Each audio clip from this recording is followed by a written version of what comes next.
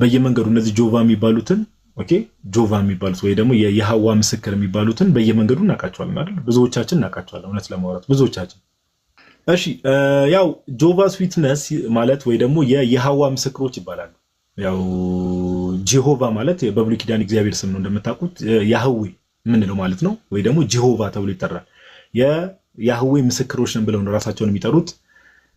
አፕሮች ስታደርጓቸው እንዳልኳችሁ ቅድም በጣም በትህትና ነው የሚያወሯችሁ። ብዙ ጊዜ በጣም በትህትና ስለሚያወሯችሁ ከዛ በኋላ ደግሞ አሁን እውቀት የሌለው ሰው ስትቀርቧቸው ምናምን ነገር መጽሐፍ ቅዱስ ነው የሚጠቅሱላችሁ፣ ስለ መጽሐፍ ቅዱስ ነው የሚያወሩት። በትህትና በጣም ስለሚያወሯችሁ እውቀት የሌለው ሰው ሲቀርባቸው ክርስቲያን ሊመስሉ ይችላሉ። ክርስቲያን ሊመስሉ ይችላሉ። ኦኬ ነገር ግን ጌታችን እንደተናገረው ከምን ከፍሬያቸው ታውቋቸዋላችሁ ነው ያለው። ከምናቸው አልኳችሁ? ከፍሬያቸው። ኦኬ ስለዚህ ሰው ክርስቲያን ነው ወይስ አይደለም የምንለው ከሚያስተምረው ትምህርትና ከፍሬው ነው የምንመለከተው። ኦኬ ከፍሬያቸውና ከሚያስተምሩት ትምህርት ነው የምንመለከተው። ሁሌም ጋይስ ሁሌ ስንማማር አንድ የምነግራችሁ ነገር አለ። ትዝ የሚላችሁ ከሆነ አንድ እውነተኛ ክርስትና ነው ወይስ አይደለም፣ እውነተኛ ትምህርት ነው የያዙት ወይስ አይደለም የሚለው ነገር አንድ የምናረጋግጥበት ነገር ምንድነው ከተባለ ሐዋርያዊ ቅብብሎሹ ወደ ኋላ መመለስ መቻል አለበት። ኦኬ ወደ ሐዋርያት ዘመን መመለስ መቻል አለበት። ጆቫ ዊትነሶችን ግን ስንመለከት ለምሳሌ ወይ ደግሞ የየሐዋ ምስክሮች እዚሁ ቅርብ ጊዜ ነው ኦኬ ቅርብ ጊዜ ነው የተመሰረቱት። መች መሰላችሁ የተመሰረቱት? በ1879 ኦኬ በ1879 ላይ 1879 ማለት ስንት ዓመተ ምህረት ነው ጋይስ? 150 ዓመት 1879 ላይ ነው የተመሰረቱት። ኦኬ ቻርልስ ረስል የሚባል ግለሰብ ነው። ቻርልስ ረስል የሚባለው ግለሰብ እና እነዚህ በኋላም ራሳቸውን ጆቫስ ዊትነስ ያሉት ሰዎች ከምን ተገንጥለው የወጡ ናቸው? ኦራ ፈንግጠው የወጡ ናቸው። ከምን አፈንግጠው የወጡ ናቸው? ከሰቨንዝ ዴይ አድቬንቲስት የወጡ ናቸው ብዙዎቹ። በኋላ ላይ ራሳቸውን የየሐዋ ምስክሮች ብለው ሲመሰርቱ ከሰቨንዝ ዴይ አድቬንቲስት የሚባለውን ቤተ እምነት ታውቁት የለ ከዛ የወጡ ናቸው። ነገር ግን 1879 ላይ ቻርልስ ረስል የሚባል ግለሰብ ኦኬ የጀመረው። ከዛ ቻርልስ ረስል 1879 ላይ ጀመረው። ከዛ በኋላ ደግሞ የጆቫ ዊትነሶች ዋና መሪ የሆነው እሱ ነው፣ ቻርልስ ረስል የሚባል ግለሰብ ኦኬ። ከዛ በኋላ ደግሞ ጆሴፍ ረተርፎርድ የሚባል ግለሰብ ነው ያው ከቻርልስ ረስል ቀጥሎ ይህንን ነገር ይዞት የቀጠለው ማለት ነው። ላይክ ማህበሩን የመምራት ነገር ማህበሩን የመምራት በንጹህ ልቦናችሁ የምትሰሙ ሰዎች ካላችሁ ሁሌም እንትና የሚባል ግለሰብ ነው የጀመረው ኦር የሆነ ግሩፕን ኦር የሆነን እንቅስቃሴ እንትና የሚባል ግለሰብ ነው የጀመረው ከተባለ ወዲያው ሬድ ፍላግ ነው ባይት ሰልፍ ኦኬ። ዞር ብሎ ማየት ያስፈልጋል። ኦኬ ዞር ብሎ ማየት ያስፈልጋል። ለምን ጌታችን አሁን ለምሳሌ እኛ ክርስቲያን ነን አይደል? እኛ ክርስቲያን ነን እንትና ነው እንትና የሚባል ግለሰብ ነው የጀመረው የሚለው ነገር አንቀበልም። ለምን ጌታችን ቤተክርስቲያንን በደሙ ያዋጃት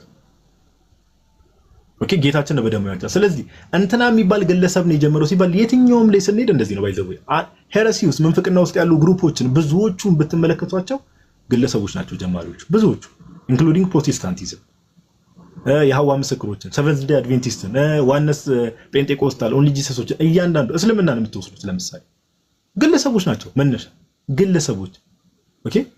ሞርሞንን የምትወስዱ እነ ጆሴፍ ስሚዝ ናቸው ወይ ደግሞ ዘላተር ዴይ ሴንትስ የሚባሉት ሁሉም አንድ መለያቸው ምንድነው ከተባለ ምንፍቅና ውስጥ ያሉ ሰዎች አንዱ መለያቸው ምንድነው ከተባለ ግለሰቦች ናቸው ጀማሪዎች ግለሰቦች ኦኬ ግለሰቦች ናቸው ጀማሪዎች። ስለዚህ የሆነ ነገር ቼክ ስታደርጉ ባክግራውንድ ቼክ ስታደርጉ ኢንዲቪጁዋል ከሆነ የጀመረው ያ ነገር ሬድ ፍላግ ነው ባይተሳልፍ በቃ ሬድ ፍላግ ነው። ሰው የጀመረውን ነገር መከተል አያስፈልግም። ሰው የጀመረውን አስተምሮ መከተል አያስፈልግም። አንዱ መገለጫቸው ምን መሰላችሁ ጋይስ? ሐሰተኛ ትንቢቶች ናቸው። ጌታ ምን ብሎ ተናግሯል? ከፍሬያቸው ታውቋቸዋላችሁ ብሎ ጌታ ተናግሯል። ለምሳሌ ቻርልስ ረስል የሚባለው ግለሰብ ወይ ደግሞ የጆቫስ ዊትነስ እንቅስቃሴ ጀማሪ ዋናው ጀማሪ ማለት ነው ሐሰተኛ ትንቢት ተናግሮ ነበር። ለምሳሌ ምን የሚል ከተባለ የዓለም ፍጻሜ ወይ ደግሞ ጌታችን ኢየሱስ ዳግም የሚመጣው በ1914 ዓመተ ምህረት ነው ብሎ ተናግሮ ነበር። የዓለም ፍጻሜ ወይ ደግሞ ጌታችን ኢየሱስ ክርስቶስ ዳግም የሚመጣው በ1914 ዓመተ ምህረት ነው ብሎ ተናግሮ ነበር። 1914 ዓመተ ምህረት ላይ ግን የዓለም ፍጻሜ ተከናውኗል ነው ጥያቄው። ሀፕን አድርጓል? የዓለም ፍጻሜ ሀፕን አላደረገም። 1914 ላይ የዓለም ፍጻሜ ይሆናል ብሎ ይሄን ኤኒዋን ካን ቼክ። እኔ የተሳሳተ ነገር እየተናገርኩ ከሆነ ማንም ሰው ሄዶ ቼክ ማድረግ የሚችለው ነገር ነው። 1914 ላይ የዓለም ፍጻሜ ነው ብሎ ተናግሮ ነበር፣ ግን ምንም አልሆነም። እሱ እንደው 1914 ላይ የዓለም ፍጻሜ ይሆናል ብሎ ከሁለት ዓመት በኋላ ሞቶ ነው 1916 ላይ አርፏል፣ ሞተ። ኦኬ ከፍሬያቸው ታውቋቸዋላችሁ ትንቢትን ከእግዚአብሔር እንደሰሙ እያደረጉ የሚነገሩ ሐሰተኛ ነቢያቶች እነዚህ ናቸው። ጌታችን በ1914 አልመጣም፣ አሁንም አልመጣም። እንኳን 1914 አይደለም ከ100 ዓመትም በኋላ ጌታችን አልመጣም። ስለዚህ ገና ማህበሩን የጀመረው ግለሰብ የቻርልስ ረስል የሚባለው ግለሰብ ራሱ ሐሰተኛ ነብይ እንደሆነ ግልጽ ነው። ኦኬ እርሱ እንደዛ ብሎ በመናገሩ በደንብ ስሙ። እርሱ እንደዛ ብሎ በመናገሩ በጊዜው የነበሩ የሱ ተከታዮች አይ በቃ ጌታ ሊመጣ ነው እኛም ጌታ ይዞን ስለሚሄድ ብለው ያላቸውን ንብረት በሙሉ ለቸርቾቻቸው አስረክበው ነበር። አሁን በዚህ ዘመን ይሄ ንጥቀት የሚለውን ትምህርት ሰምተው እንደሚሸወዱ ጴንጤዎች በዛ ጊዜ የነበሩ ጆቫ ዊትነሶችም የሐዋ ምስክሮችም እንደዚህ አይነት ነገር ተመልክተንባቸዋል። ያላቸውን ንብረት ሸጠው ለቸርች በዛ ጊዜ ለነበረችው የሐዋ ምስክር ቸርች ሰጥተው ነበር፣ ግን አልመጣም። ንብረታቸውን ሸጡ፣ ጌታ ግን አልመጣም። ኦኬ ንብረታቸውን ሸጡ፣ ጌታ አልመጣም። ስለዚህ አያችሁ መስራቹ ራሱ ከስር መሰረቱ ሐሰተኛ ነብይ ነው። ኦኬ ከእግዚአብሔር ያልሰማውን ነገር ከእግዚአብሔር ሰምተናል እያሉ ትንቢትን እናገራለን እያሉ ሲናገሩ እንመለከታለን። እርሱ ብቻ አይደለም ጋይስ፣ ቀደም የነገርኳቸው አንድ ግለሰብ አለ ጆሴፍ የሚባለው ጆሴፍ ረተርፎርድ ማለት ከቻርልስ ረስል በኋላ የጆቫስ ዊትነስ ማህበሩን ይዞት ያስቀጠለው ግለሰብ ራሱ ምን ብሎ ተናግሮ ነበር መሰላችሁ? ላንብብላችሁ። Rutherford said that Abraham would come to the world with a group of prophets in 1925. ረተርፎርድ ወይ ደግሞ ጆሴፍ ረተርፎርድ የሚባለው ግለሰብ ደግሞ ምን ብሎ ነበር? አባታችን አብርሃም ደግሞ ዓመተ ምህረት ይናገራሉ። ችግሩ እሱ ነው ጋይስ። በ1925 ዓመተ ምህረት አባታችን አብርሃም ይመጣል ብሎ ተናግሮ ነበር። ከምን ከሌሎች ነቢያቶች ጋር በ1925 ዓመተ ምህረት አባታችን አብርሃም ይመጣል ብሎ ነበር። አባታችን አብርሃም መጥቷል በ1925? ኦፍ ኮርስ አልመጣም። እንደዛ ማለቱ ብቻ አይደለም፣ እንደዚህ ሐሰት መናገሩ ብቻ ሳይሆን 1925 ላይ አባታችን አብርሃም ከሌሎች ነቢያት ጋር ይመጣል ብሎ መናገሩ ብቻ ሳይሆን ይመጣል አለና ከሜምበሮቹ ቸርች ውስጥ ካሉ ሜምበሮች ማለት ነው ብር ሰብስቦ ካሊፎርኒያ ላይ ይሄን የምናገረውን ነገር ቅጣት ታክል ውሸት የለው ማንም ሰው ሄዶ ቼክ ማድረግ ይችላል። ካሊፎርኒያ ውስጥ ወደ $70,000 የሚያክል ገንዘብ በዛ ጊዜ ማለት 1925 ላይ $70,000 ማለት ጋይስ ቱ መች መኒ ኦልሞስት የዛሬ 100 ዓመት ማለት ነው። በጣም ብዙ ብር ነው። አባታችን አብርሃም ከሌሎች ነቢያት ጋር ይመጣል ብሎ $70,000 ከኮንግሪጌሽኑ ከሰበሰበ በኋላ ትልቅ ማንሽን ነው የሚባለው ፓላስ ትልቅ ቤት አዘጋጅቶላል። እንግዲህ አባታችን አብርሃም አስቡት ጋይስ ከሰማይ መጥቶ ምናምን ነገር ከሌሎች ነቢያት ጋር መጥቶ ካሊፎርኒያ አካባቢ ምናምን ነገር ከሌሎች ነቢያት ጋር ምናምን ነገር የሚያርፍበት ምድራዊ ነገር ሲዘጋጅለት እንደው ቅዱስ ጳውሎስ ይቅርታ አድርጉልኝና እንደዚህ አይነቱን ነው ካሮጊቶች ተረተረ ያለ። ኦኬ ነገር ግን ሰውየውም እየሰከሰ ነበረ። ይቅርታ አድርጉልኝና ሰውየውም እየሰከሰ ነበረ። $70,000 ያ የተገዛውን ቦታ ሰውየው ሲጀመር ከሚስቱ ጋር ነው መኖር የጀመረው። ይሄ ጆሴፍ ረተርፎርድ ያልኳችሁ ሰውዬ አብርሃም ከሌሎች ነቢያት ጋር ይመጣል ብሎ የሰበሰበውን ብር ቦታ ገዛበት ምን አለበት። ከዛ በኋላ አብርሃም አልመጣም። ይታያል አብርሃም የለም። ስለዚህ እሱ እዛው መኖር ጀመረ። ከሚስቱ ጋር ሆኖ የተገዛውን መሬት ራሱ መኖር ጀመረ፣ ራሱ ይኖርበት ጀመረ። ኦኬ ከፍሬያቸው ታውቋቸዋላችሁ። በቃ አለቀ። ከፍሬያቸው ቻርልስ ረስል የሚባለው ዋናውን መስራች እንዳልኳችሁ የዓለም መጨረሻ የዓለም ፍጻሜ ነው ብሎ 1914 ላይ እንደዛ ቀባጠረ። 1914 ላይ ምንም የዓለም ፍጻሜ አልነበረም። ከሁለት ዓመት በኋላ እሱ ሞተ። ይሄም ደግሞ በ1925 አብርሃም ይመጣል ብሎ እንደዚህ ተናገረ። ምንም የተፈጠረ ነገር የለም። ስለዚህ ስለ ጆቫ ዊትነስ ስለ የሐዋ ምስክሮች ስናወራ ከስር መሰረቱ ጀማሪዎቹ መስራቾቹ ራሳቸው በቃ እንደዚህ ሐሰተኞች ናቸው። መስራቾቹ ኦኬ ሐሰተኞች ናቸው። አሁን ስለ መስራቾቹ እንዲካወራ ሌላው ነገር ምን መሰላችሁ? ብዙ የሐዋ ምስክሮች ቤተ እምነት ውስጥ ያሉ ሰዎች ይህን ነገር ስለ እምነታቸው አያውቁም። ሲጀምር በፍጹም አያውቁም፣ አይነግሯቸውም፣ አያውቁም። ኦኬ ስለ እምነታቸው አይነግሯቸውም፣ አያውቁም ስለ እምነታቸው። ኦኬ ስለ እምነታቸው አያውቁም። አንድ ከነሱ ጋር ስታወሩ መጠንቀቅ ያለባችሁ ነገር በደንብ ስሙኝ። እዚህ ጋር ጋይስ ይቅርታ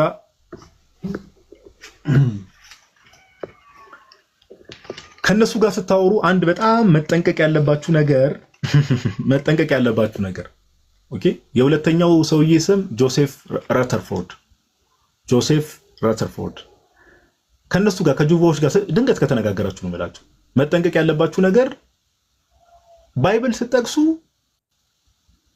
ኒው ወርልድ ትራንስሌሽን ባይብል የሚባል አላቸው እነሱ ምን አልኳችሁ ኒው ወርልድ ትራንስሌሽን ባይብል የሚል አላቸው ማለት ለምሳሌ አሁን እኛ መጽሐፍ ቅዱስ እዚህ ጋር ዮሐንስ ወንጌል እንዲህ እያልን እንጠቅሳለን አይደለ? እነሱ ደግሞ የራሳቸው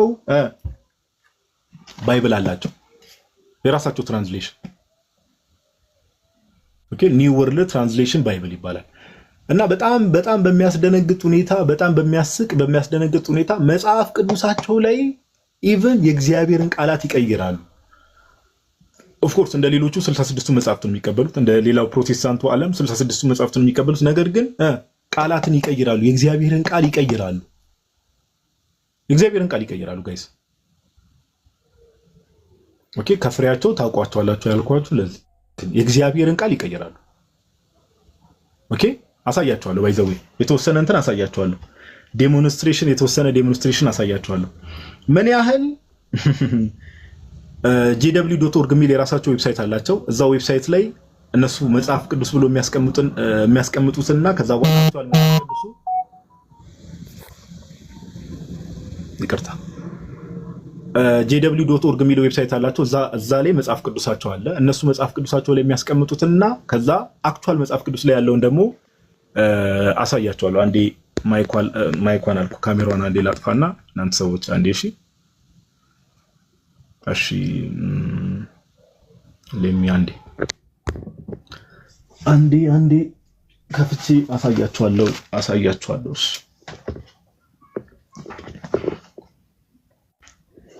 እንዳይደብራችሁ እስከዛ ድረስ ተጫወቱ። እሺ ኦኬ አንዴ ካሜራ አይ ቲንክ ማዞር አለብን። እሺ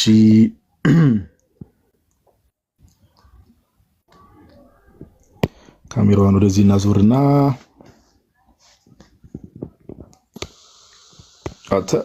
ኧረ በስመ አብ። እሺ ቆይ ርዕሱን ወደዚህ ላድርግ፣ ወደ ካካ በኩል አድርገው። ይታያችኋል ጋይስ የኔ ስክሪን ወይስ መጥረግ አለብኝ? ቆይ አንዴ እንትኑን ላጥፋው አይደል?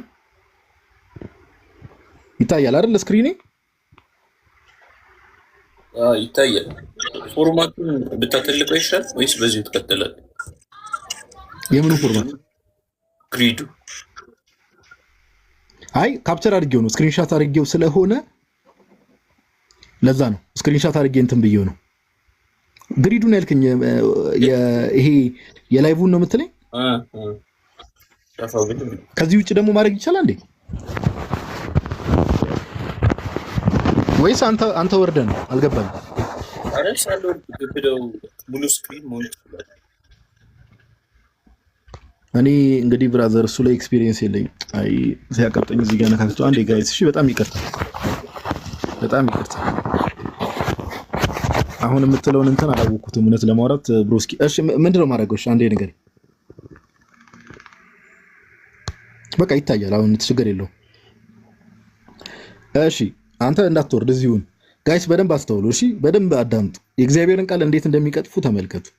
ለምሳሌ ይሄ ያው እንግዲህ ሜቢ የነሱ ቤተ እምነት ሰዎችም እየተከታተሉ ከሆነ አይታችሁ ከሆነ jw.org አያችሁ፣ እዚህ ጋር jw.org ማለት የነሱ ዌብሳይት ነው። ኦኬ የነሱ ዌብሳይት ነው። እና ዮሐንስ ወንጌል ምዕራፍ 1ን እንዴት እንደሚያደርጉ ተመልከቱ። ዮሐንስ ወንጌል ምዕራፍ 1 ላይ ከዛ ትክክለኛው መጽሐፍ ቅዱስ ምን እንደሚል አሳያችኋለሁ። in the beginning was the word በመጀመሪያም ቃል ነበረ and the word was with God ቃልም ከእግዚአብሔር ጋር ነበረ and እኛ የምናውቀው ጥቅስ ምንድነው? በመጀመሪያ ቃል ነበረ፣ ቃልም በእግዚአብሔር ዘንድ ነበረ፣ ቃልም እግዚአብሔር ነበረ ነው። እነሱ ምን እንዳደረጉት ተመልከቱ ጋይስ። and the word was a God አያችሁ ካፒታል ጂ መሆን ያለበትን ምን አደረጉት? ኦኬ ስሞል ጂ አድርገውታል። ይሄ ሁሉ ምንድነው? ወልድን ወይ ደግሞ ጌታችን ኢየሱስ ክርስቶስ የባህሪ አምላክ አይደለም የሚለውን ትምህርት ለማፍረስ መጽሐፍ ቅዱሳቸውን ሲቀይሩ እንመለከታለን። አያችሁ ስሞል ጂ አድርገውታል። ካፒታል ጂ መሆን ያለበትን ስሞል ጂ ሲያደርጉት ትመለከታላችሁ። ትክክለኛውን ላሳያችሁ በደንብ እንዲገባችሁ ምን እያወራው እንደሆነ ለሚሾዩ ትክክለኛው መጽሐፍ ቅዱስ እንደዚህ ነው የሚለው። ኦኬ ተመልከቱ። in the beginning was the word and the word was with God and the word was God አያችሁ ቃልም እግዚአብሔር ነበረ። ካፒታል ጂ ማለት አምላክ የባህሪ አምላክነት ነው የሚያሳየው። ኦኬ እነሱ ግን ምን አደረጉ? ትምህርታቸው ላይ ወልድ ፍጡር ነው የሚል ትምህርት ስላለ መጽሐፍ ቅዱሱን ቀይረውት መጽሐፍ ቅዱስን ቀይረውት የራሳቸውን ትራንስሌሽን ማለት ነው ቃል እግዚአብሔር ነበር የሚለውን ካፒታል ጂ የነበረውን ስሞል ጂ ያደረጉት። ስሞል ጂ ማለት አምላክ አይደለም ነው፣ በቃ ዝም ብሎ ነው። እንደው የአማርኛ መጽሐፍ ቅዱሳቸው ላይ ብትመለከቱ ዝም ብሎ አምላክ ብሎ ይጠሩታል እንጂ የውሸት ነው። ኦሪጂናል እንትናቸው ላይ አሁን እንዳሳየዋችሁ ስሞል ጂ ያደርጉታል። ተመልከቱ። ስለዚህ በዚህ ደረጃ መጽሐፍ ቅዱስ ላይ መቅጠፍ ነገር ትመለከታላችሁ። የመቅጠፍ እሺ፣ ሌላ ላሳያችሁ። አሁን ይሄን ተመልከቱ። ዮሐንስ ወንጌል ምዕራፍ 1 ላይ እንዴት እንደቀጠፉ ተመልከቱ። ሌላ ቆላሲስ ምዕራፍ 1 ላይ ስለ ጌታችን ኢየሱስ ክርስቶስ የሚነገሩ ነገሮች ላይ ምን ያህል እንደሚቀጥፉ ላሳያችሁ። ኦኬ፣ ቆላሲስ ምዕራፍ 1 ቁጥር 16 ላይ መጀመሪያ ችግር የለውም የአማርኛው ላንብብላችሁ፣ ታች ያላችሁ ሰዎችም አብራችሁ እንድትከታተሉ። ኦኬ፣ የአማርኛውን ላንብብላችሁ። ቆላሲስ ምዕራፍ 1 ቁጥር 16 ምን እንደሚል፣ ከዛ እነሱ ምን አድርገው እንዳስቀመጡት እንግሊዘኛው ላይ፣ ከዛ ዋናውን እንግሊዘኛ አሳያችኋለሁ። እሺ፣ ቆላሲስ ምዕራፍ 1 ላይ እንደዚህ ይላል። እርሱም ማለት ጌታችን ኢየሱስ ክርስቶስ የማይታይ አምላክ ምሳሌ ነው። እርሱም ጌታችን ኢየሱስ ማለት ነው የማይታይ አምላክ ምሳሌ ነው። እሺ፣ የሚታዩትና የማይታዩትም ዙፋናትም ቢሆኑ ወይም ጌትነትም ወይም አለቅነትም ወይም ስልጣናት ኦኬ በሰማይና በምድር ያሉት ሁሉ በእርሱ ተፈጥረዋልና። ምን በሰማይና በምድር ያሉት ሁሉ ነው የተባለው በእርሱ ተፈጥረዋልና። ከፍጥረት ሁሉ በፊት በኩር ነው። ሁሉ በእርሱ ለእርሱ ተፈጥሯልና። አያችሁ፣ በሰማይና በምድር ያሉት ሁሉ በማን የተፈጠሩት? በእርሱ ነው የተፈጠሩት። እነሱ ያመጡትና ምን ያደርጉታል መሰላችሁ ጋይስ? ላሳያችሁ። he is the image of the invisible God, the firstborn of all creation ካሉ በኋላ because by means of him all other things። አያችሁ፣ ምን የሚለውን ቃል ጨምሩበት መሰላችሁ? by means of him all things ነው ትክክለኛው መጽሐፍ ቅዱስ የሚለው ሁሉ ነው በእርሱ የተፈጠረው ሁሉ። እነሱ ምን አደረጉ? ወልድ ፍጡር ነው ብለው ስለሚያምኑ አዘር የምትለውን ቃል ጨምሩበት። አያችሁ፣ አውቀው። ስለዚህ ትርጉሙ ምን ይሆናል ማለት ነው? ሁሉ በእርሱ ተፈጥሯል ሳይሆን ሌሎች የተፈጠሩት ነገሮች በእርሱ ተፈጥሯል የሚል ትርጉምን ይሰጣል ማለት ነው። ስለዚህ ወደ ምን ያመራናል? ኢየሱስ አምላክ አይደለም። ዋናውን ላሳያችሁ፣ ትክክለኛው እንግሊዝኛ ደግሞ ምን እንደሚል፣ እንዴት የእግዚአብሔር ቃል ላይ እንደሚቀጥፉ በጣም ነው የሚደንቀው። እውነት ለማውራት በዚህ ደረጃ ሰው ደፍሮ እንግሊዝኛውን ተመልከቱት። for by him all things ነው የሚለው። አያችሁ፣ for by him በእርሱ ሁሉ ነገር ነው የሚለው ትክክለኛው መጽሐፍ ቅዱስ። የግሪኩን ብትመለከቱት እነሱ ምን አደረጉ? for by him ካሉ በኋላ all other things አሉ። እሱ ፍጡር ነው ስለሚሉ ሌሎች የተፈጠሩ ነገሮችን በእርሱ ነው የተፈጠሩት የሚል ትምህርት መጽሐፍ ቅዱሳቸው ላይ ሲያስቀምጡ እንመለከታለን። በግልጽ በቃ የእግዚአብሔር ቃል ላይ ቅጥፈት። ኦኬ፣ የእግዚአብሔርን ቃል ላይ ሲቀጥፉ። ኦኬ፣ እንደው ኮሜንት ላይ አንድ ነገር እያየው ነበርና ካፒታል ጂ ጋድ ማለት ያው ያህዌ ነው፣ እውነተኛው አምላክ ነው። ጋድ ሲጻፍ ካፒታል ጂ ከሆነ እውነተኛው አምላክ ማለት ነው። ስሞል ጂ ከሆነ ግን ጣዖታትም ሊሆኑ ይችላል። በቃ ትናንሽ አማልክትም ሊሆኑ ይችላሉ። ጣዖታት ናቸው ሞስትሊ ስሞል ጂ ሲሆን። ኦኬ፣ የጸጋ ዘባ አማልክትም ሊሆን ይችላል። እሱንም ሊያሳይ ይችላል። እውነተኛው አምላክ ከሆነ ግን በካፒታል ጂ ነው የሚጻፈው። ስለዚህ ሁለት ነገሮችን አየን ማለት ነው። እንዴት? ኦኬ፣ ሁለት ነገሮችን አየን እንዴት እንደሚያጭበረብሩ። እሺ፣ ሌላ ላሳያችሁ። ሌላ ደግሞ መጽሐፍ ቅዱሳቸው ላይ እንዴት እንደሚቀጥፉ ላሳያችሁ። የሉቃስ ወንጌል ሁላችሁም ታውቁታላችሁ አይደል? የሉቃስ ወንጌል ምዕራፍ 23 ቁጥር 43 ላይ ጌታችን ኢየሱስ ክርስቶስ በቀኝ በኩል ያለውን ወንበዴ ምን አለው? እውነት እውነት እልሃለሁ ዛሬ፣ በደንብ አስተውሉ፣ እውነት እውነት እልሃለሁ ዛሬ ከእኔ ጋር በገነት ትኖራለህ። መች? ዛሬ። መጀመሪያ ትክክለኛው መጽሐፍ ቅዱስ ላሳያችሁ ምን እንደሚል። ሉቃስ 23 ላይ እንዲህ ይላል ትክክለኛው መጽሐፍ ቅዱስ። ኦኬ፣ and Jesus said to him፣ በደንብ አስተውሉ እሺ ጋይስ። and Jesus said to him፣ የትክክለኛው መጽሐፍ ቅዱስ ነው የኛ ማለት ነው። ኦኬ፣ and Jesus said to him assuredly I say to you ካለ በኋላ ኮማው እዚህ ጋር ናት። አያችሁ፣ I say to you እውነት እውነት እልሃለሁ ኮማ today you will be with me in paradise፣ ዛሬ ከእኔ ጋር በገነት ትኖራለህ። መች? ዛሬ። ይህ ስቴትመንት አንድ ሴንቴንስ ነው። ዛሬ ከእኔ ጋር በገነት ትኖራለህ። እነሱ ግን ሰው ከሞተ በኋላ ህይወትም ምንም አለ ብለው ስለማያስቡ፣ ሰው ከሞተ በኋላ አሁን እኛ ስንሞት ምናምን ነገር ህይወትም አለ ብለው ስለማያስቡ ምን አደረጉት? ላሳያችሁ። ይሄው እዩ ጋይስ እንዴት እንደሚቀጥፉ ቀደም ትክክለኛው መጽሐፍ ቅዱስ ላይ ስንመለከት ከኮማ በኋላ ነው ቱዴይ ዩ ዊል ቢ ዊዝ ሚ ኢን ፓራዳይዝ የሚለው። እዚህ ጋር ግን አያችሁ ምን እንደሚያደርጉ እነሱ። ይሄው jw.org ላይ ነው። and he said to him truly I tell you today አያችሁ ኮማውን የቱ ጋር እንደሚያመጡ አያችሁ። truly I tell you today ኮማ አረጉ። ኮማ አድርገው you will be with me in paradise። ትርጉሙን ወደ ምን ቀየሩት መሰላችሁ? ጌታ የተናገረው እውነት እውነት እልሃለሁ ዛሬ ከእኔ ጋር በገነት ትኖራለህ ነበር። ከዛ እነሱ ግን ወደ ምን ቀየሩት? እውነት እውነት እልሃለሁ ዛሬ አሉትና ከኔ ጋር በገነት ትኖራለህ። የእነሱን ትምህርት እንዲህ በጥፊ ብሎ የሚጥል ጥቅስ ስለሆነ ይኸው መጽሐፍ ቅዱስን ሲቀይሩት አውቀው ኢንቴንሽናሊ ጌታ የተናገረው እውነት እውነት እልሃለሁ ዛሬ ከኔ ጋር በገነት ትኖራለህ፣ ዛሬ ከእኔ ጋር በገነት ትኖራለህ። እነሱ ግን እውነት እውነት እልሃለሁ ዛሬ ከኔ ጋር በገነት ትኖራለህ። ትርጉሙ እንዴት እንደሚቀይሩት ተመልከቱ። ኦኬ ለእግዚአብሔር ቃል ታማኝ አይደሉም። ኦኬ ለእግዚአብሔር ቃል ታማኝ አይደሉም። ሌላ ደግሞ የሐዋርያት ሥራ ምዕራፍ 20 ላይ ያለውን ክፍል ያው ብዙዎቻችሁ ታውቁታላችሁ ብዬ አስባለሁ። ይሄ መንፈስ ቅዱስ እናንተን ጳጳሳት አድርጎ ለሾመባት ለመንጋውና ለራሳችሁ ተጠንቀቁ እያለ የሚናገርበት ክፍል ላይ ዋናው መጽሐፍ ቅዱስ ትክክለኛው መጽሐፍ ቅዱስ ምን ብሎ እንደሚያስቀምጥ ላሳያችሁ። ኦኬ አንዴ ይቅርታ። አክትስ ምዕራፍ 20 አክትስ ቻፕተር 20 እሺ ትክክለኛው መጽሐፍ ቅዱስ እንደዚህ ነው የሚለው። ኦኬ አክትስ ቻፕተር 20 ላይ እንደዚህ ይላል therefore take heed to yourselves and to all the flock among which the Holy Spirit has made you overseers ማለት መንፈስ ቅዱስ እናንተ ጳጳሳት አድርጎ ለሾመባት ለመንጋውና ለራሳችሁ ተጠንቀቁ። አስተውሉ። to shepherd the church of God okay which he purchased with his own blood። አሁን እዚህ ጋር አይታችሁ ከሆነ ይሄ ቃል ኦኬ እግዚአብሔር በደሙ የዋጃትን ቤተክርስቲያን ተጠብቋት ዘንድ ነው የሚለው። to shepherd the church of God which he የሚለው ማን ነው? ጋድ ነው። ማን ነው በደሙ የዋጃት? እግዚአብሔር ነው። ያው ጋድ ነው። God purchased with his own blood። ትክክለኛው መጽሐፍ ቅዱስ የሚናገረው በገዛ ደሙ የዋጃትን የሚለው እግዚአብሔር በገዛ ደሙ የዋጃት ነው ቤተክርስቲያኑን ሐሳቡ። ኦኬ እግዚአብሔር በገዛ ደሙ የዋጃት ነው ዓላማው። ትክክለኛው መጽሐፉ እግዚአብሔር በምን በገዛ ደሙ። እነርሱ ግን ደም ያፈሰሰው ጌታችን ኢየሱስ እንደሆነ ያውቃሉ። ስለዚህ ኢየሱስ ክርስቶስ ደግሞ እግዚአብሔር ነው ብሎ አያምኑም። ስለዚህ ምን ማድረግ ነበረባቸው? መጽሐፍ ቅዱስን ቀየር ያደርጉታል። የኔ ተወዳጆች ከዛ ምን አደረጉ? አስተውሉ። እቺን ቃል በደንብ አስተውሉ እንዳትረሷት። to shepherd the church of God which he purchased with his own blood በገዛ ደሙ። ማን ነው? እግዚአብሔር። በገዛ ደሙ የዋጃት ማን ነው? እግዚአብሔር አምላክ ነው። ጆቫ ዊትነሶች ይመጡና መጽሐፍ ቅዱሳቸው ላይ ምን ያደርጋሉ? እዩ ቀደም ያልኳችሁ ላይ አሁን እነሱ ምን አደረጉት መሰላችሁ? አክትስ ቻፕተር 20 jw.org ላይ ነው። to shepherd the congregation of God ይሉና which he purchased with the blood of his own son። አያችሁ እያያችሁ ነው። ትክክለኛ መጽሐፍ ቅዱስ የሚለው ምንድነው?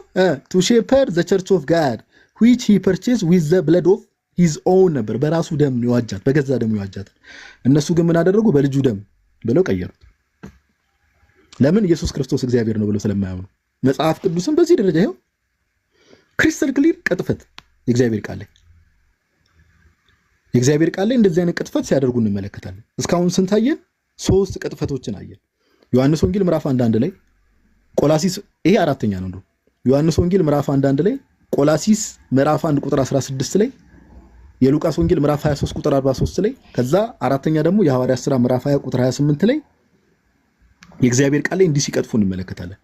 እግዚአብሔር በደሙ የዋጃት እያለ መጽሐፍ ቅዱስ አይ እግዚአብሔር በልጁ ደም የዋጃው ብለው የሆነ ያሰቡ መስለው ኢንቴንሽናቸው ግን ልጁ ወይ ደግሞ ወልድ ጌታችን ኢየሱስ እግዚአብሔር አይደለም የሚለው ምንፍቅና ለተከታዮቻቸው ለማሳወቅ ነው። እንደዚህ አይነት ትምህርት ለማስተላለፍ ነው። ኦኬ አንድ የመጨረሻ ላሳያችሁና ካሜራውን አብርተን ደግሞ ሐሳብ እንተናናለን። ኦኬ አንደኛ ጢሞቴዎስ ምዕራፍ 3 ላይ አንደኛ ጢሞቴዎስ ምዕራፍ 3 ቁጥር 16 ላይ የሚገርም ማጭበርበር ነው ያለው። ኦኬ ዋናውን መጽሐፍ ቅዱስ ምን እንደሚል አሳያችሁ።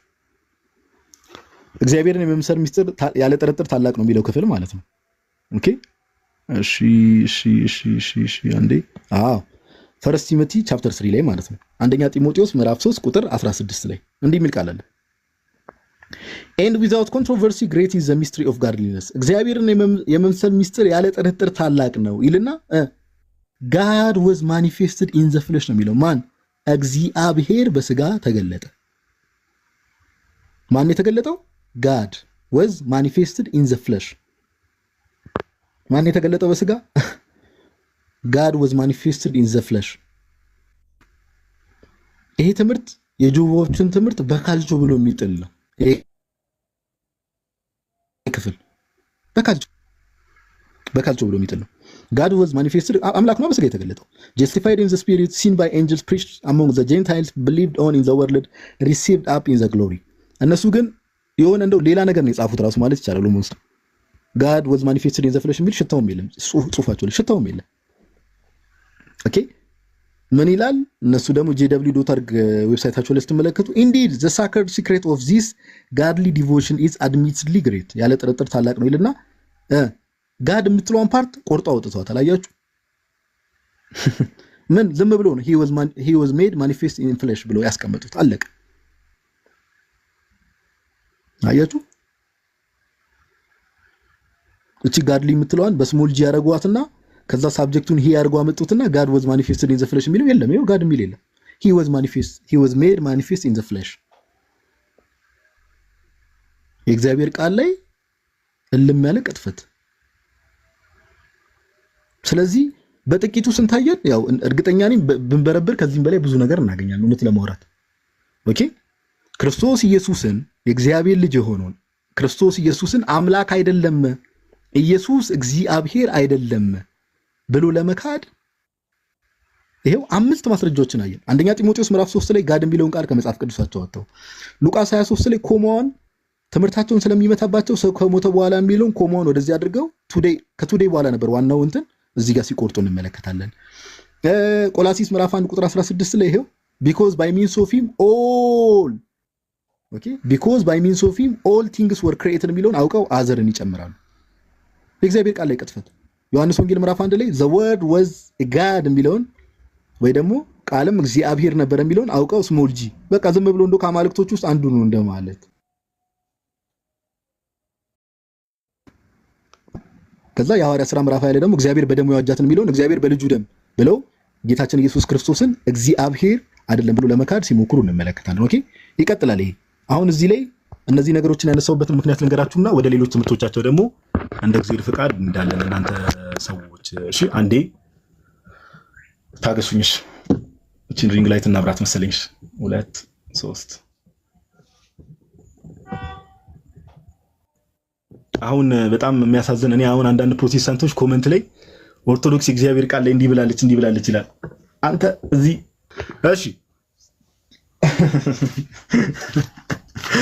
እሺ ምን እናረጋለን ወደ ሐሳቡ እንቀጥላለን አንዴ ኦኬ አንዴ ቆይ እንትኑን አላበረውትም እንዴ ይቅርታ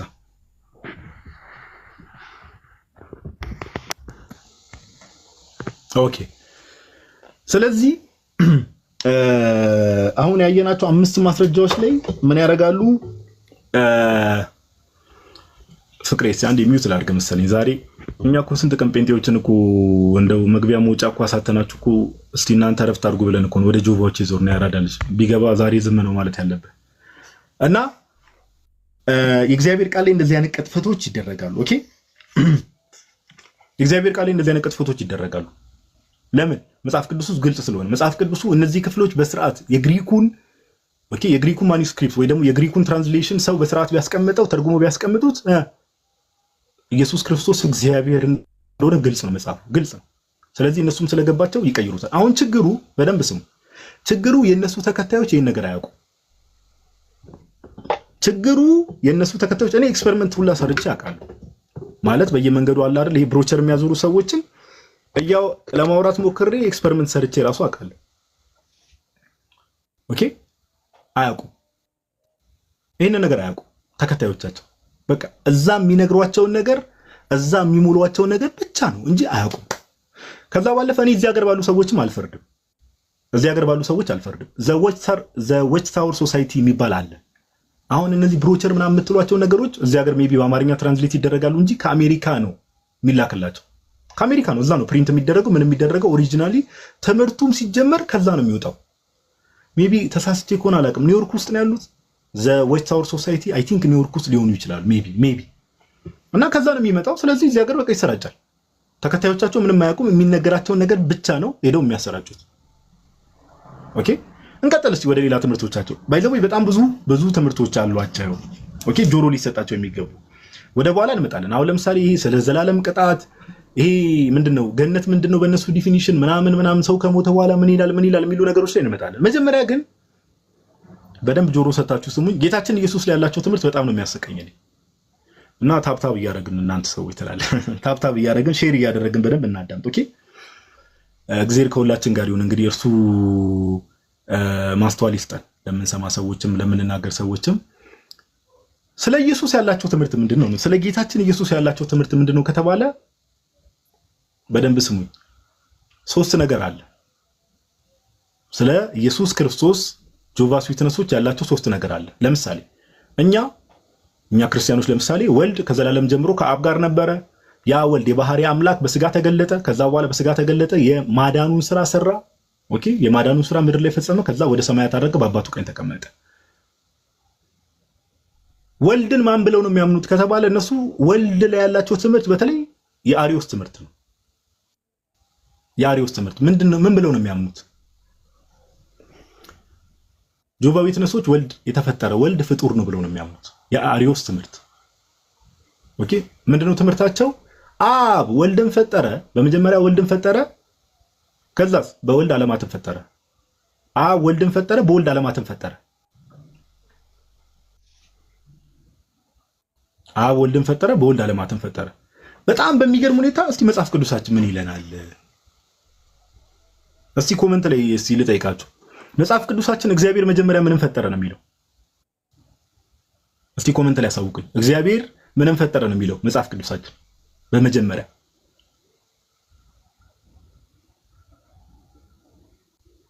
ይሄን እንኳን መመለስ ካልቻላችሁ እኮ ላይቡን ዘግተን ነው መውጣት ያለብን። ኤግዛክትሊ ስቀልን ነው። ይሄን እንኳን መመለስ አይከብዳችሁ። በጣም ጎበዝ።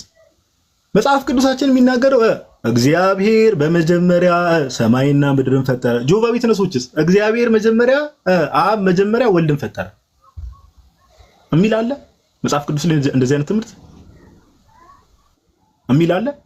አብ በመጀመሪያ ወልድን የፈጠረው የሚል ትምህርት መጽሐፍ ቅዱስ ላይ ሽታው የለም። ነገር ግን መጽሐፍ ቅዱሳችን እግዚአብሔር በመጀመሪያ ሰማይና ምድርን ፈጠረ ነው ትምህርቱ። መጽሐፍ ቅዱሳችን ይሄው ዘፍጥረትን ገና ስንከፍተው እኮ ነው እግዚአብሔር እንደው ወደዚህ ወደዛ እንዳለን እንደው የእግዚአብሔርን ቃል እንዳናጠምም ጥንቃቄ። በመጀመሪያ እግዚአብሔር ሰማይና ምድርን ፈጠረ።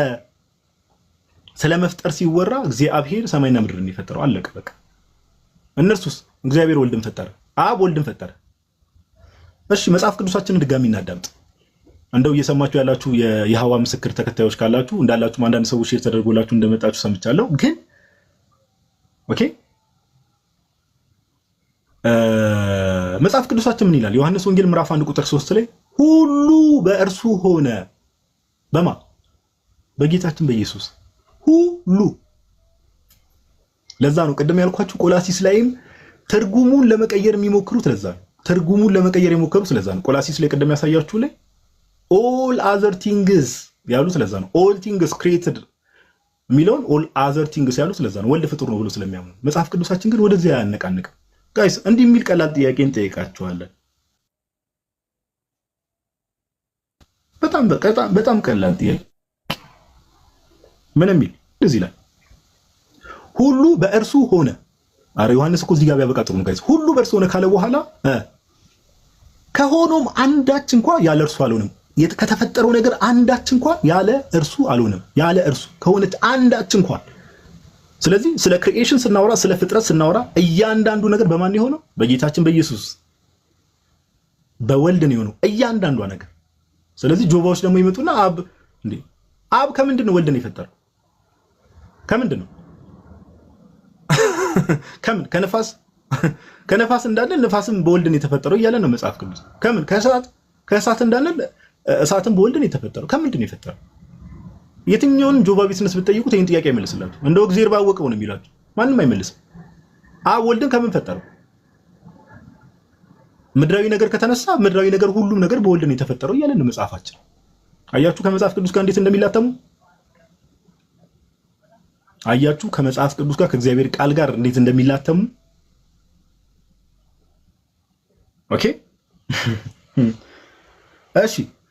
ሁለተኛ ሌላ የሚያምኑት ነገር ምንድነው? ይሄ አዳፕሽኒዝም የሚባል ነገር አለ ወይ ደግሞ ኢየሱስ በደንብ ስሙ፣ ኢየሱስ የእግዚአብሔር ልጅ የሆነው በጥምቀት ነው ብለው ነው የሚያምኑት። የሚያነሱትን ጥቅስ ልንገራችሁ። ማቴዎስ ወንጌል ምዕራፍ 3 ቁጥር 17 ጌታችን ኢየሱስ በተጠመቀበት ሰዓት በዛ ሰዓት ነው የምን የእግዚአብሔር ልጅ የሆነው ወይ ደግሞ ሰን ኦፍ ጋድ የእግዚአብሔር ልጅ የሆነው በዛ ሰዓት ነው ብለው ነው የሚያምኑት። ማቴዎስ ወንጌል ምዕራፍ 3 ቁጥር 17 ላይ እንደዚህ ይላል፣ እነሆም ድምፅ ከሰማያት መጥቶ በእርሱ ደስ የሚለኝ የምወደው ልጄ ይሄ ነው አለ። ስለዚህ ልክ ጌታችን ተጠምቆ ልክ ሲወጣ ነው ያ ምስክርነት የመጣው። ያ ምስክርነት የምወደው ልጄ ይሄ ነው ብሎ ያ ምስክርነት የመጣው በዛ ሰዓት ነው። ስለዚህ ልክ በዚያ ሰዓት ተጠምቆ ሲወጣ የእግዚአብሔር ልጅ ሆነ ብለው ነው የሚያምኑት። ቆይንሻ አንድ አንተ ሽል አስገባው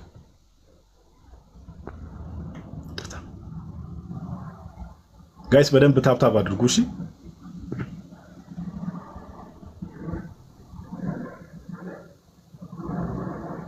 አንተ አክሰፕት አድርጌያለሁ እኮ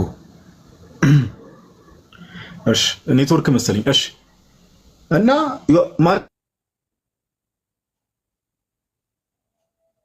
ማቴዎስ ወንጌል ምዕራፍ 3 ቁጥር 17 ላይ ሰማያት መጥቶ በእርሱ ደስ የሚለኝ የምወደው ልጅ ይሄ ነው አለ። ልክ ጌታችን ኢየሱስ ተጠምቆ ሲወጣ አብ ይሄ ምስክርነት ሰጠ፣ እግዚአብሔር አብ።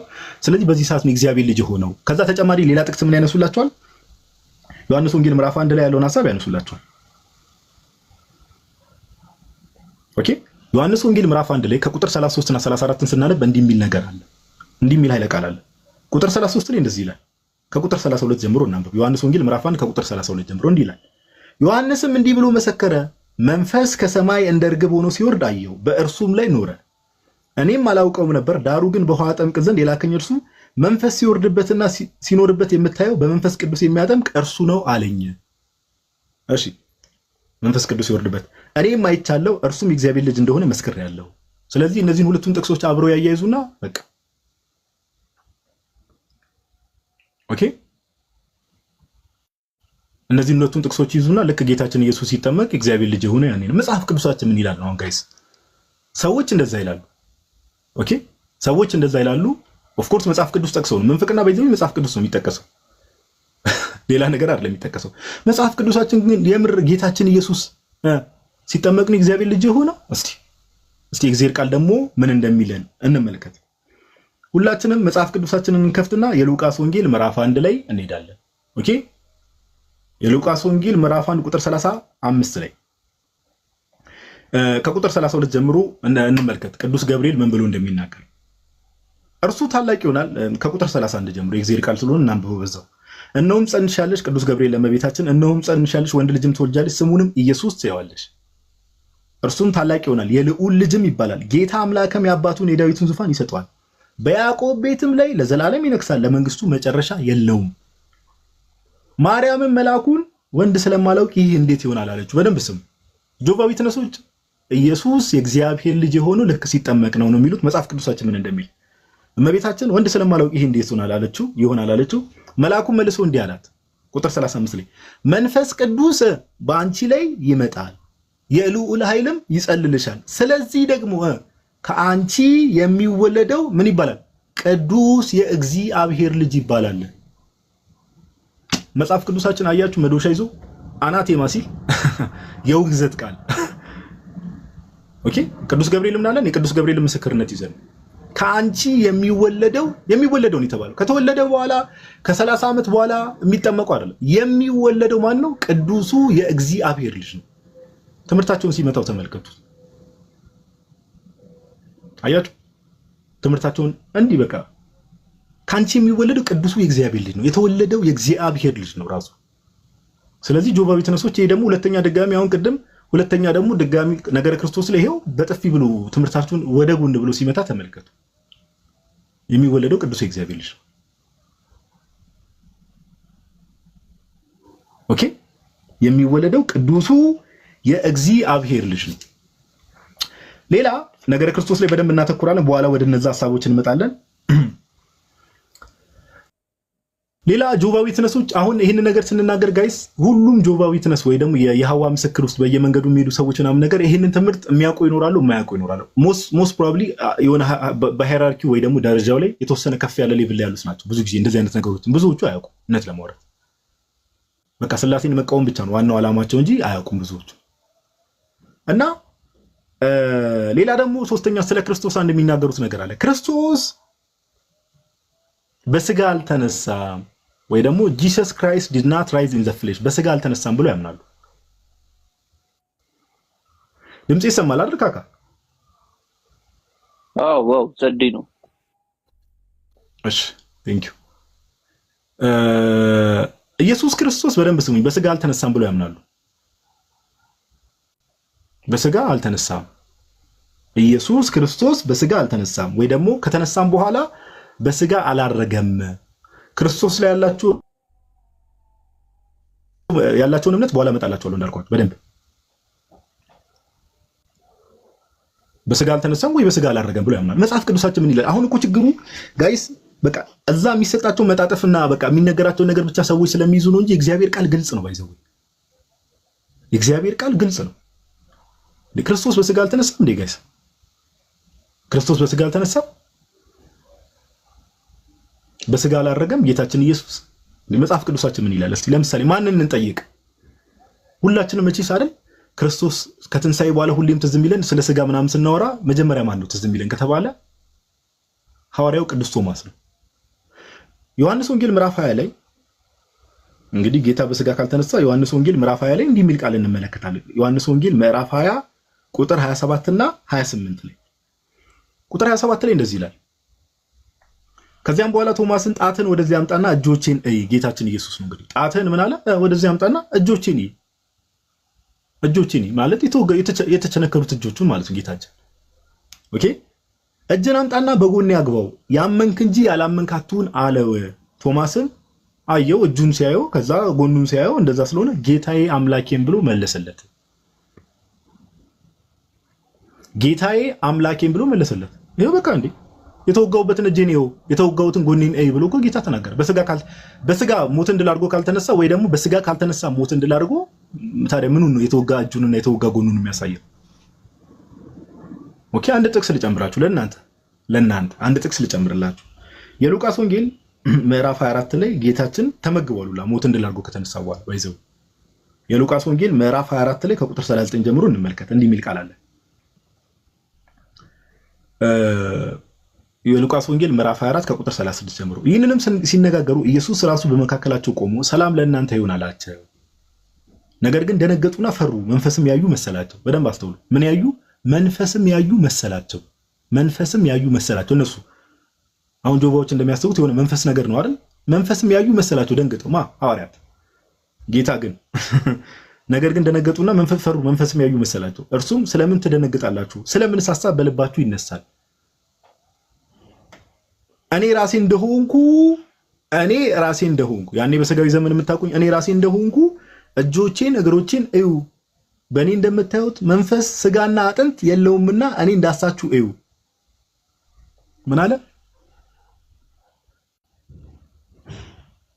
በእኔ እንደምታዩት መንፈስ አይደለውም እያላቸው ነው። ምን መንፈስ እንዴት ነው ስጋና አጥንት ያለው? ኦኬ መንፈስ ስጋና አጥንት የለውም እና እኔ እንዳሳቸው ያላቸው ይህንን ብሎ እጆቹና እግሮቹን አሳያቸው። እነርሱም ከደስታ የተነሳ ስላላመኑ ሲደነቁ ሳሉ በዚህ አንዳች የሚበላላችሁ ነው ብሎ ጠይቃቸው። እነርሱም ከተጠበሰ ዓሣ አንድ ቁራጭ ከማር ወለላም ሰጡት፣ ተቀብሎም በፊታቸው በላ ይላል። ስለዚህ ጌታችን ኢየሱስ ክርስቶስ በስጋ አልተነሳም ወይ ደግሞ የሚለው ሐሳብ መጽሐፍ ቅዱስ እንግዲህ ይሄው መጽሐፍ ቅዱሱ አናቴማ ብሎ ነው የሚዘጋው። ኦኬ አናቴማ በቃ ይሄው ውግዘት ነው ሊትራሊ።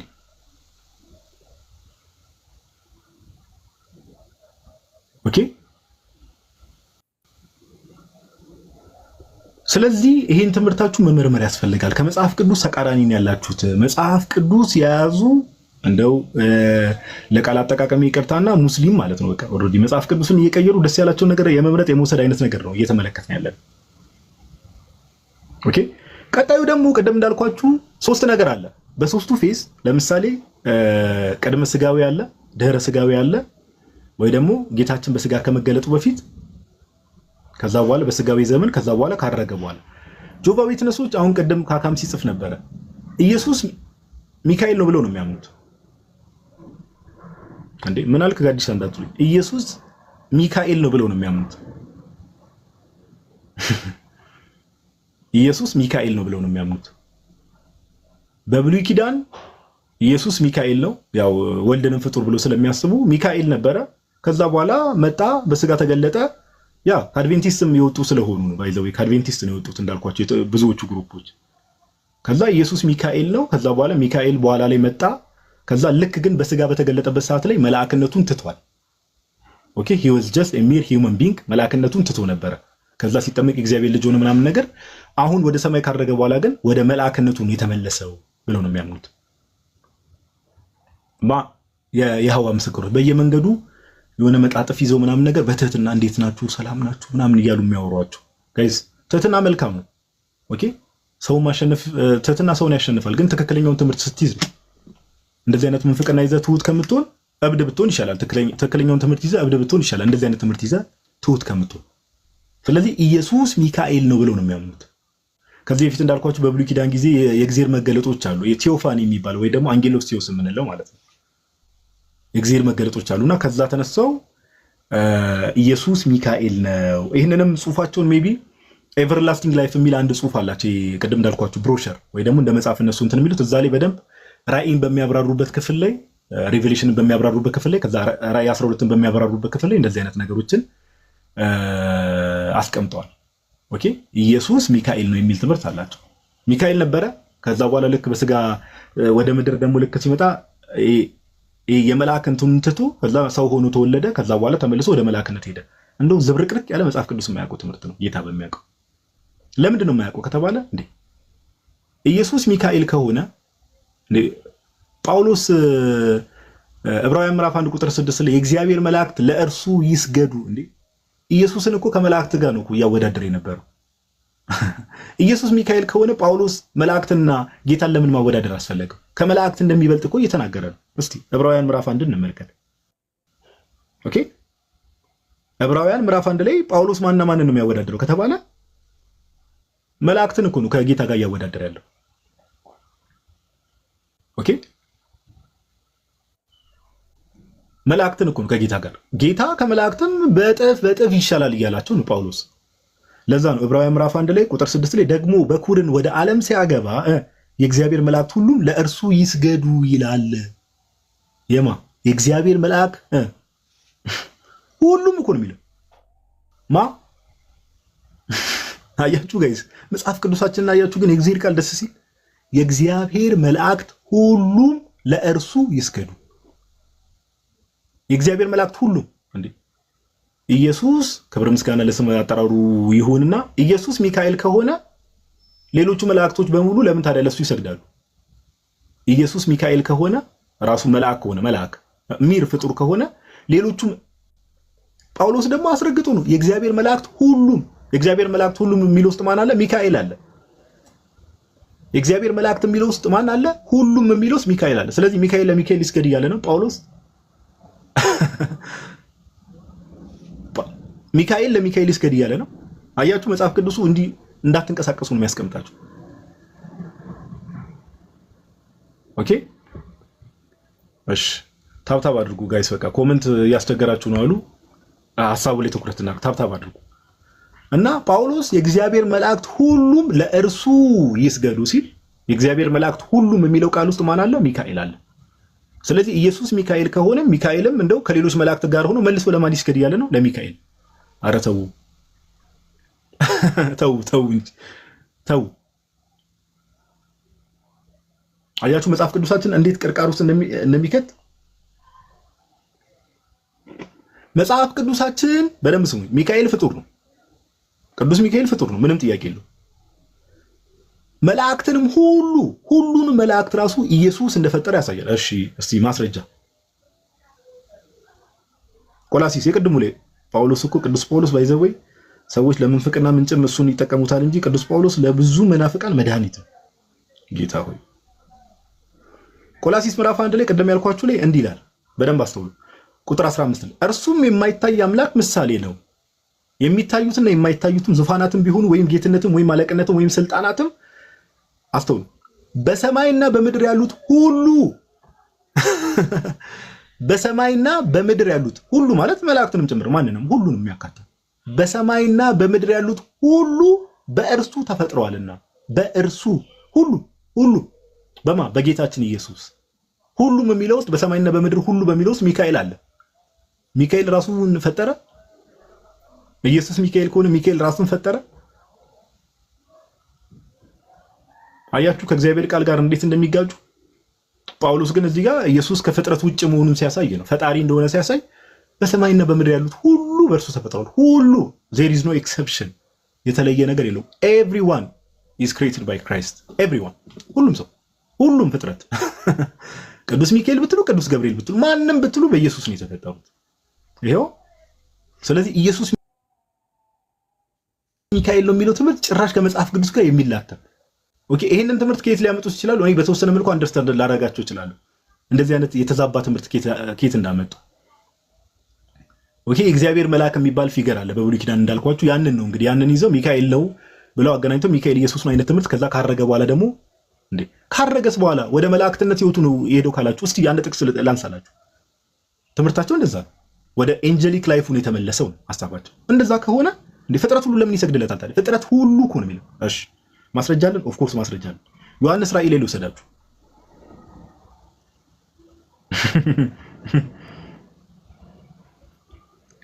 ኦኬ ዮሐንስ ራእይ ምዕራፍ 5 ቁጥር 11 እንደዚህ ይላል፣ አየሁም በዙፋኑም በእንስሶቹም በሽማግሌዎቹም ዙሪያ የብዙ መላእክትን ድምጽ ሰማሁ። ቁጥራቸውም አላፋት ጊዜ አላፋትና ሺህ ጊዜ ሺህ ነበረ። የምን የብዙ መላእክትን ድምጽ ሰማሁ። በታላቅም ድምጽ የታረደው በግ ኃይልና ባለጠግነት፣ ጥበብም፣ ብርታትም፣ ክብር፣ ምስጋናም፣ በረከትም ይገባዋል አሉ። በሰማይና በምድርም በሰማይና በምድርም ከምድርም በታች በባህርም ላይ ያለ ፍጥረት ሁሉ በእነርሱም ውስጥ ያለ ሁሉ በረከትና ክብር ምስጋናም ኃይልም ከዘላለም እስከ ዘላለም በዙፋኑ ላይ ለተቀመጠው ለበጉም ይሁን ሲሉ ሰማሁ። በጉ የተባለው ጌታችን ኢየሱስ ነው። እንዴ ተመልሶ ከሆነ እንደው እግዚአብሔርን ከሚያመልኩት ውስጥ ነው አይደል መሆን ያለበት። እዚህ ጋር ግን ይሄው ከአብ ጋር ሲመለክ ነው የምንመለከተው፣ በፍጥረታት ከአብ ጋር ሲመለክ እና እንደው አይኔን ግንባር ያድርገው ካልሆነ በስተቀር አይኔን ግንባር ያድርገው ካልሆነ በስተቀር ኢየሱስ ሚካኤል ነው የሚለው ትምህርት አጋንንታዊ ትምህርት ነው። አጋንንታዊ ትምህርት በፍጹም መጽሐፍ ቅዱስ ላይ ሸታው የሌለ ትምህርት። ኦኬ ኢቭን መላእክቱ ራሱ የኢየሱስ ክርስቶስ ናቸው። አንድ ማስረጃ ልጨምርላችሁ ነው ወደሚቀጥለው እንሂድ። መላእክቱ ራሱ የጌታችን ኢየሱስ ናቸው። ማቴዎስ ወንጌል ላይ እንሄድና